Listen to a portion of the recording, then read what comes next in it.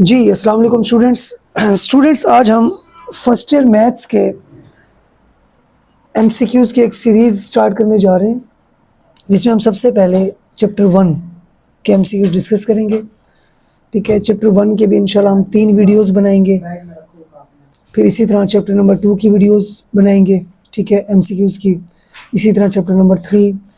तो इंशाल्लाह हम पूरी बुक फर्स्ट ईयर के एमसीक्यूज़ को डिस्कस करेंगे। ठीक है स्टूडेंट्स जी, तो सबसे पहले चैप्टर नंबर 1 अब स्टार्ट करते हैं। चैप्टर नंबर 1 को कम्प्लेक्स नंबर में, कम्प्लेक्स नंबर से। जी, कम्प्लेक्स नंबर क्या होता है सबसे पहले ये देखते हैं, और उसके बाद इससे रिलेटेड जो जो एमसीक्यूज़ पेपर में आ सकते हैं हम वो देखेंगे। ठीक है जी, तो सबसे पहले कम्प्लेक्स नंबर को आमतौर पर डिनोट करते हैं a प्लस आयोटा b से। ठीक है, और इसको रिप्रेजेंट करते हैं z से। z is equal to a plus iota b। ये कम्प्लेक्स नंबर है। कम्प्लेक्स नंबर क्या होता है? कोई भी ऐसा नंबर जिसमें आयोटा इन्वॉल्व हो उसे बोलते हैं कम्प्लेक्स नंबर। इसमें आयोटा क्या होता है? स्क्वायर रूट -1 के बराबर। और उसके बाद ए बी क्या होते हैं? ये बिलोंग्स करते हैं सेट ऑफ रियल नंबर को। ओके हो गया? ठीक है, और उसके बाद अगर हम बात करें z इसके एमसीक्यूज की, तो सबसे पहला एमसीक्यूज z की मैग्नीट्यूड डिनोट करते हैं z मॉड के साथ।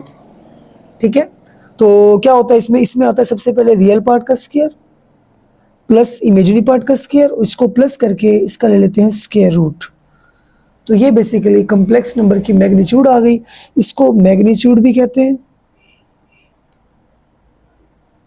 और इसके लिए आमतौर पर वर्ड मॉडुलस भी आ जाता है, और इसके लिए एब्सोल्यूट भी कहा जाता है।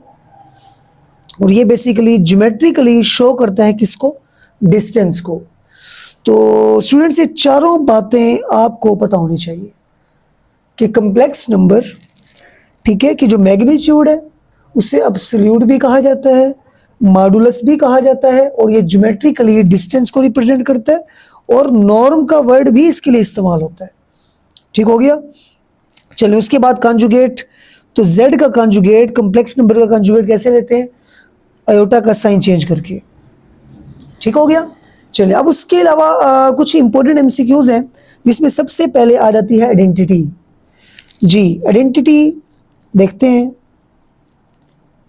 दो होंगी, एक विद रिस्पेक्ट टू एडिशन और दूसरी with respect to multiplication. Very very important MCQs. With respect to addition MCQs क्या होता है? 0,0। ठीक है, ये है एडिटिव आइडेंटिटी। ठीक है, इससे पहले आपको ये बता दिया जाए कि z is equal to a plus iota b एक कम्प्लेक्स नंबर है। इसको लिखने का एक और तरीका है जिसको कहा जाता है ऑर्डर पेयर फॉर्म। इसे कहते हैं आयोटा फॉर्म, और एक ऑर्डर पेयर फॉर्म होती है छोटी ब्रैकेट में।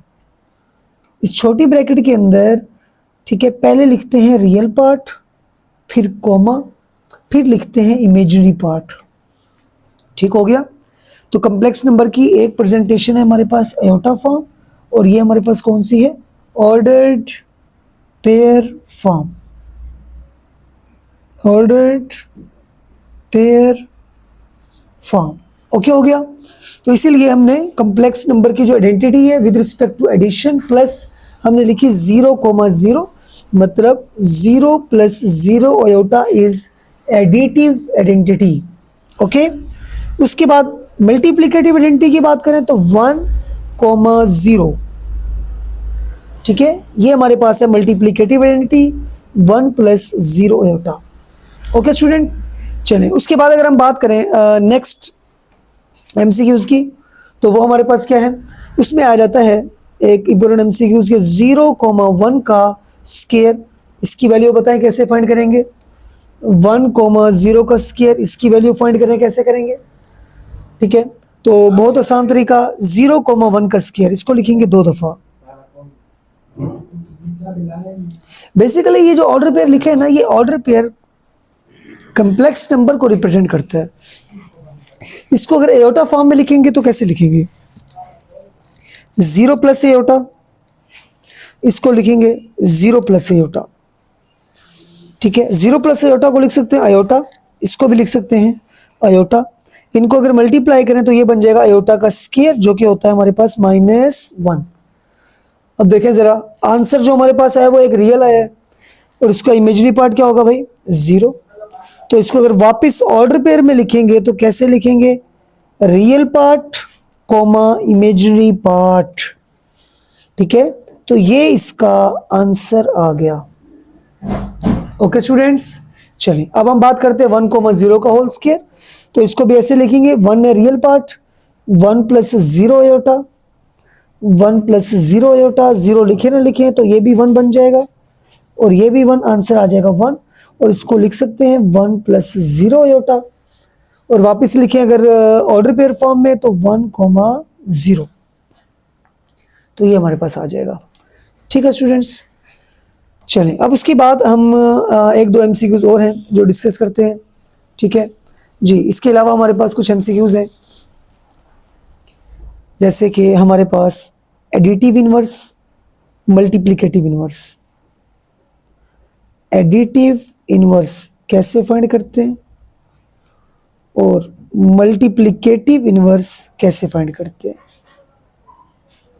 ये दोनों चीजें स्टूडेंट्स इंतहाई आसान है। एडिटिव इनवर्स मिसाल के तौर पर अगर हम बात करें a, b के एडिटिव इनवर्स की, तो जो भी कम्प्लेक्स नंबर होगा हमने उसके साइन चेंज कर देने हैं, रियल पार्ट के भी इमेजिनरी पार्ट के भी। तो क्या होगा भाई, -a, -b, दोनों पॉजिटिव थे, दोनों को हमने क्या कर दिया नेगेटिव, ये हमारे पास आ गया एडिटिव इनवर्स। मल्टीप्लिकेटिव इनवर्स की बात करें तो इंतहाई आसान, रियल पार्ट को वैसे लिख देंगे a over comma, imaginary part का हमेशा साइन चेंज होगा, अगर यहाँ पे पॉजिटिव है तो क्या लगा देंगे नेगेटिव, ब्रैकेट बंद। अब डिनोमिनेटर में क्या आएगा, दोनों का स्क्वायर लेंगे, a का स्क्वायर b का स्क्वायर, इनको कर देंगे प्लस, सेम ऐसे यहाँ पे, ठीक हो गया। तो ये हमारे पास आ गया मल्टीप्लिकेटिव इनवर्स, और ये हमारे पास आ गया एडिटिव इनवर्स, ठीक है। तो ये कुछ हमने कम्प्लेक्स नंबर से रिलेटेड कुछ एमसीक्यूज से हमने डिस्कस किए, ठीक है। इंशाल्लाह नेक्स्ट एमसीक्यूज में हम बात करेंगे जेड मॉड से रिलेटेड। एक एमसीक्यूज है कि जेड मॉड ज्योमेट्रिकली हमने बोला कि ये डिस्टेंस है, तो नेक्स्ट लेक्चर में हम ये देखेंगे कि ज्योमेट्रिकली ये डिस्टेंस कहाँ से कहाँ तक होता है, हम ये बात करेंगे इंशाल्लाह नेक्स्ट लेक्चर में। ठीक हो गया students, thank you so much, अल्लाह हाफिज़।